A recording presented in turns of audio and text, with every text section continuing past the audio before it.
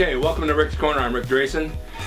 Sometimes I have a guest and sometimes I don't have a guest. So today I'm going to be my own guest. And what I want to talk about is obsession. Obsession in bodybuilding. Because people have asked me over the years, when you and Arnold train, you guys train like 6 to 8 hours a day, which is not true. That would be obsessive. When you have obsession in something you do, it goes to the extreme of where you don't get results. And if we were going to train 6 or 8 hours, we wouldn't be where we were today. We'd be shriveled little pieces of bacon with little tiny arms and no muscle at all. When you overtrain a muscle, of course, it doesn't work. It just gets smaller and smaller and smaller. And being obsessed by something doesn't mean it's going to be better, because if you overdo it, you kill it. It's being obsessed with food. Look at people who are obsessed with food that become overeaters, that become fat and out of shape because they're obsessed with it. The thing is, with bodybuilding, it's very easy to become obsessed. And when you have people outside of your business that know you or do what they do, they think all you do is spend your time in the gym and you're too obsessed by it. I'm sure you've heard this from relatives, from parents, from family and friends that say, oh, you spend way too much time in the gym. You shouldn't be so obsessed with it. Well, maybe you are, maybe you're not, but you have to draw the line somewhere. You can have a certain amount of drive, which is like obsession, but it's not necessarily obsession. It's just driving you to do what you want to do. Then you got to have balance. So if you don't have other balance in your life besides bodybuilding, if you don't have other things you enjoy to do, then you do become obsessed. You become a boring person, and nobody wants to talk about bodybuilding 24/7 because it gets old, unless your bodybuilding friends want to, but even that gets old. You know, it's easy to overtrain, and I found that over the years, I don't think I've spent more than 2 hours in the gym at any given time, and even 2 hours was too much. And so then I knocked it down to an hour and a half to an hour. I remember leaving the gym in my 30s and falling asleep at stoplights. I was so tired I was falling asleep from overtraining. Well, I was obsessed with what I ate. I was obsessed with the way I trained. I was in great shape. Yes, but you can do that without being too obsessed to do it. You've got to have a goal. I just was online today with a guy in the country of Jordan who wants to transform his body. He's tried things, he's obsessed with the bodybuilding, but he gets out of shape real quick because he gets obsessed with food. And when he starts eating, he doesn't want to stop. So you've got to curb that a little bit, and it's not easy to do. You've got to take one day at a time. In your training, if you want to make the best gains possible, and this is what I found from way in the past, is cut it down to 45 minutes. Do 2 body parts at one time if you want, or 1. I prefer 2. I don't spend more than 20 minutes on each body part, and that's doing 3 exercises, maybe 4 exercises in 4 sets. So that's a total of 16 sets per body part. I've dropped it down to where it was 12 before, did pretty good with that too. But I wasn't overtraining, it was just enough. Now I wouldn't hit that again for 2 more days. So you, say for example, if you do a chest and back on Monday, you don't hit it again until Thursday. You do shoulders and arm on Tuesday, you don't hit it again until Saturday. Legs on Wednesday, again on Friday. Legs on Wednesday and Saturday. So it's got the split time that you can relax in between. I never wanted to miss a gym workout. No matter what came up, if it was a wedding, a funeral, a party, whatever, the gym came first. I was obsessed. I have to go to the gym. I'm going to fall apart if I don't go, and if I look in the mirror and I see everything whittling away, in my mind, I missed a workout. Oh my God, but I was obsessed.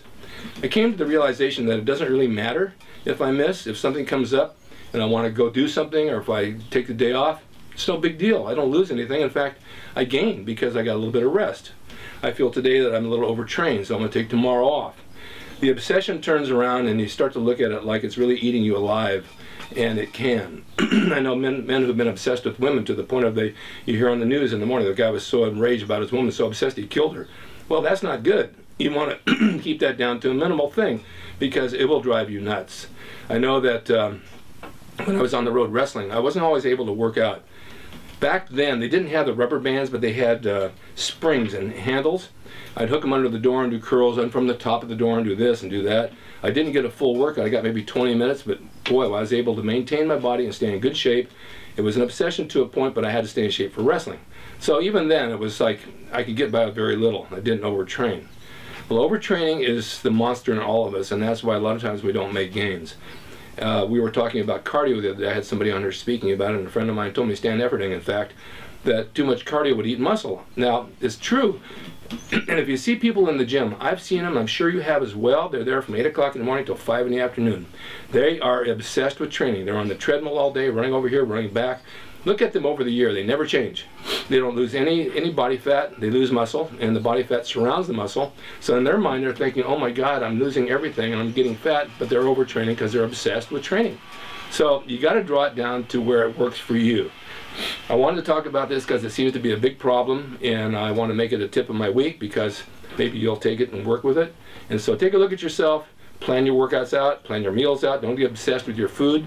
Eat right, but every 3 or 4 days, eat what you want, and every 3 or 4 days, do it again, but eat in between what works for your body. I found this works best for me. It'll work best for you. I also want to mention myoatmeal.com. They have a really good product. There's 22 billion flavors of my oatmeal. They have every flavor you could possibly imagine. They're worth going on the website, trying it out.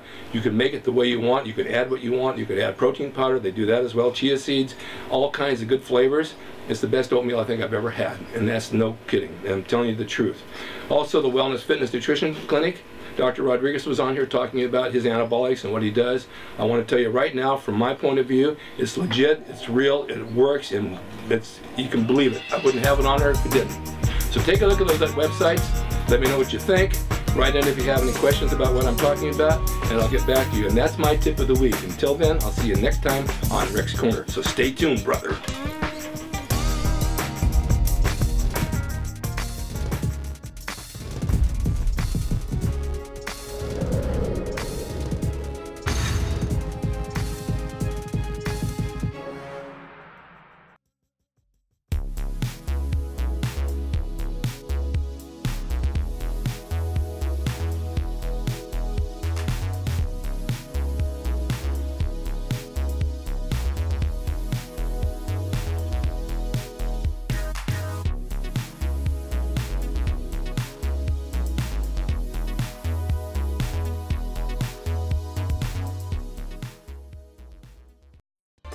It's rickdrasin.com. He is the equalizer, baby. See you next time.